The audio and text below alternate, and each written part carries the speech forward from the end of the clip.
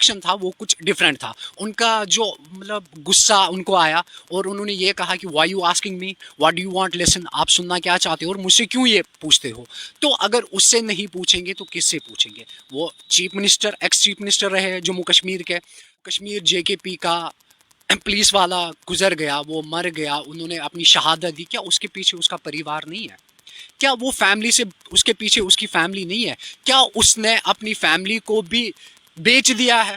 नहीं आता है। डॉक्टर फारूक अब्दुल्ला अगर घर से बाहर निकलता है, उमर अब्दुल्ला अगर घर से बाहर निकलता है, वो जो एस्कॉर्ट लेके जाता है वो कौन है? वो तो जेकेपी है ना, वो तो डिफेंस है। ये जो कर रहे हैं ना, इसको राजनीति नहीं कहते हैं, इसको कहते हैं ये ब्लड पे वोट लेते हैं, ये खून, कश्मीर के खून पे वोट लेते हैं, कश्मीर के लोगों को बेवकूफ़ बना रहे हैं, जम्मू कश्मीर की आवाम को बेवकूफ़ बना रहे हैं। हम वो करेंगे, ये करेंगे, जब इनकी सरकारें होती है ये करते क्या? जम्मू कश्मीर की राजनीति की बात की जाए तो इस समय काफ़ी गर्माई हुई है। वहीं अगर रीजनल पार्टीज की बात करें और नेशनल कॉन्फ्रेंस की बात करें तो डॉक्टर फारूक अब्दुल्ला जम्मू आए थे।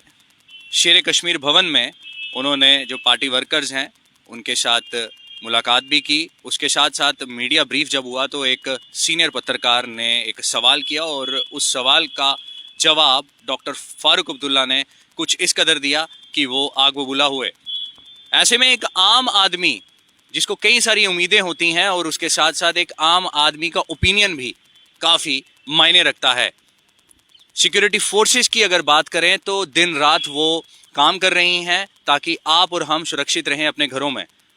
लेकिन कश्मीर से एक नौजवान आए हैं, फ़हीम नियाज शाह है, और ये कुछ कहना चाहते हैं, सिक्योरिटी फोर्सेस के लिए कुछ कहना चाहते हैं और इनसे आज हम बात करने वाले हैं। फ़हीम, सबसे पहले आपका स्वागत है। Thank you so much. Faheem, क्यों लगा ऐसा कि आपको भी आवाज़ उठानी है as a general man, as a आम आदमी, क्यों लगा आपको? देखिए, सबसे पहले कि आपको भी पता है कि कश्मीर का जो अभी इलेक्शन कैंपेनिंग चल रही है, क्योंकि अभी जो रूमर्स आ रहे हैं, रूमर्स ये आ रहे हैं कि कश्मीर के इलेक्शंस होने वाले हैं, तो उस सिलसिले में जो है कैंपेन चल रहा है। तो कुछ आई थिंक 1 या 2 दिन पहले एक्स चीफ मिनिस्टर जो थे डॉक्टर फारूक अब्दुल्ला, उन्होंने जम्मू विज़िट किया था और जैसे नॉर्मली वो इलेक्शन कैंपेन अपने पार्टी वर्कर्स या लोगों से बातचीत करने के लिए आए थे।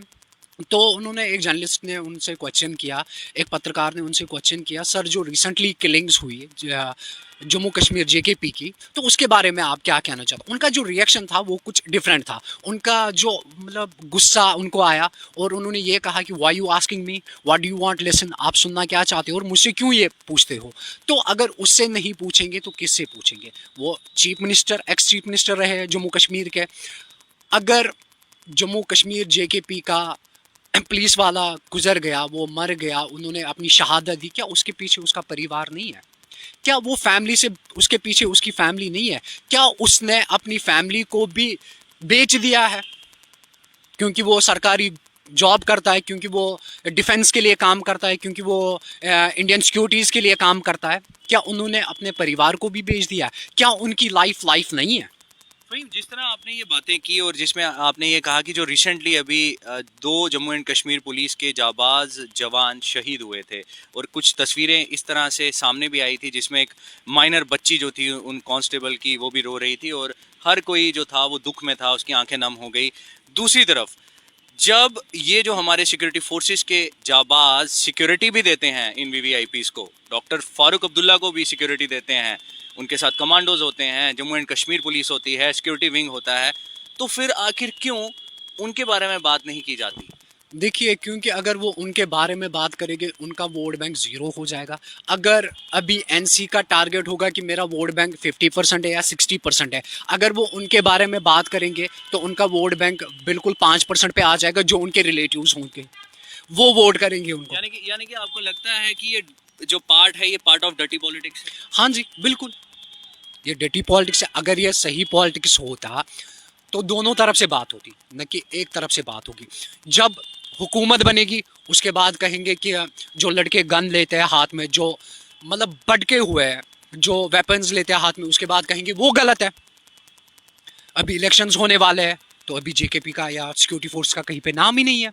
क्यों? क्योंकि वोट नहीं मिलेगा। यानी कि एक स्टैंड क्लियर नहीं है डिप्लोमेटिक तरीके के साथ, जो अगर पहिया चल रहा है तो चलने देते हैं अपनी सियासत का। हाँ जी, बिल्कुल। कोई भी स्टैंड उनका क्लियर नहीं है। मुझे ये समझ नहीं आता है डॉक्टर फारूक अब्दुल्ला अगर घर से बाहर निकलता है, उमर अब्दुल्ला अगर घर से बाहर निकलता है, वो जो एस्कॉर्ट लेके चाहता है वो कौन है? वो तो जेकेपी है ना, वो तो डिफेंस है ना, चाहे सीआरपी हो, चाहे पैरामिलिट्री फोर्स हो, चाहे बीएसएफ हो, आरआर हो, व्हाटएवर, वो तो डिफेंस है ना। सबसे ज़्यादा जो उनका एस्कॉर्ट है वो जेकेपी होता है, वो तो जेकेपी है ना।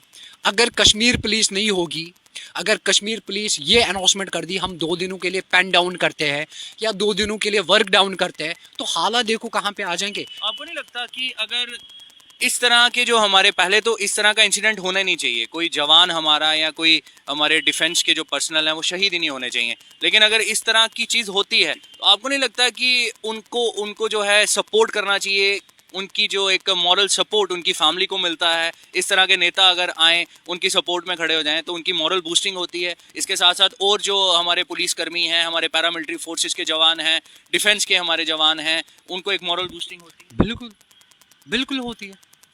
एक चीज़ मैं आपसे कहना चाहूँगा, देखिए ये जो कर रहे हैं ना, इसको राजनीति नहीं कहते हैं, इसको कहते हैं ये ब्लड पे वोट लेते हैं, ये खून, कश्मीर के खून पे वोट लेते हैं, कश्मीर के लोगों को बेवकूफ़ बना रहे हैं, जम्मू कश्मीर की आवाम को बेवकूफ़ बना रहे हैं, हम वो करेंगे ये करेंगे। जब इनकी सरकारें होती है ये करते क्या है? पाकिस्तान डिसाइड करेगा कि कश्मीर का सोल्यूशन क्या है? Pakistan, who is a Pakistan?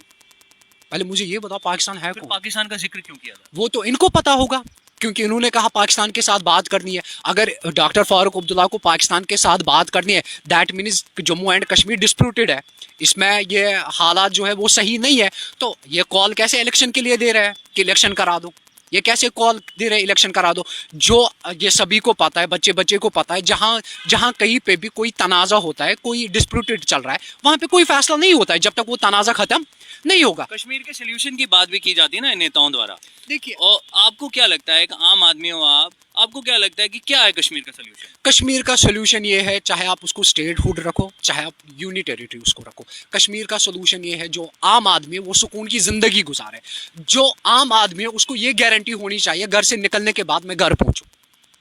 अगर मैं सुबह किसी भी काम से घर से निकलता हूं, शाम को मैं घर पहुंचना ही पहुंचना, वो सोल्यूशन है। अगर आपको बात करनी है उस माँ से करो जिसने अपना बेटा खोया है, चाहे वो किसी भी विंग का है, चाहे वो आम आदमी है, चाहे वो डिफेंस का है, चाहे वो बैलेट का है, चाहे वो लड़का है जो रास्ते से भटक गया है, उससे बात कर लो। आप चाहते क्या हो? अभी तक इन्होंने कहा पाकिस्तान के साथ बात कर लो, उसके साथ बात कर लो, इसके साथ बात कर लो। बात अगर करनी है तो कश्मीर के आम लोग के साथ बात करो। अगर आपको बात करनी है तो जम्मू के आम लोग से बात करो, जम्मू कश्मीर का जो आवाम है उनके साथ बात करो। पाकिस्तान को क्यों बीच में रहा? 3 बार 4 बार डायलॉग प्रोसेस हुआ पाकिस्तान के साथ, मिला क्या हमें? नील ऑफ द बॉटम, जीरो है हम, हमें मिला क्या? कुछ भी मिला नहीं। क्या ये सब कुछ कह कर या इस तरह की स्टेटमेंट्स देके आई वॉश किया जाता है ताकि जो मुद्दे की बात है वो हो ना और उससे मुद्दे से हट के बातें? राइट, ये तो जाहिर सी बात है क्योंकि ये पाकिस्तान को लाते हैं, ये उसको लाते, ये इसको लाते हैं। एक आम कश्मीरी को पाकिस्तान के साथ कुछ है ही नहीं। पाकिस्तान में क्या चल रहा है वो पाकिस्तान जाने, पाकिस्तान की गवर्नमेंट जाने, लेकिन हमारे यहाँ पे क्या चल रहा है वो हमें देखना है, हमारी सरकार को देखना है। लेकिन अभी आप अगर हम एनसी की बात करेंगे, शेख अब्दुल्ला की बात करेंगे, वो बेसिकली है सोबरा के, वहाँ पे उनका जो प्रॉपर्टी है वो चेक कर लो। अभी प्रेजेंट में इनकी प्रॉपर्टी क्या है वो चेक कर लो। ये मिलियंस है, ट्रिलियंस है अभी इनकी लंदन में, पता नहीं। फहीम, अब मैं ज़्यादा समय नहीं लूँगा आपका, एक आखिरी सवाल है मेरा।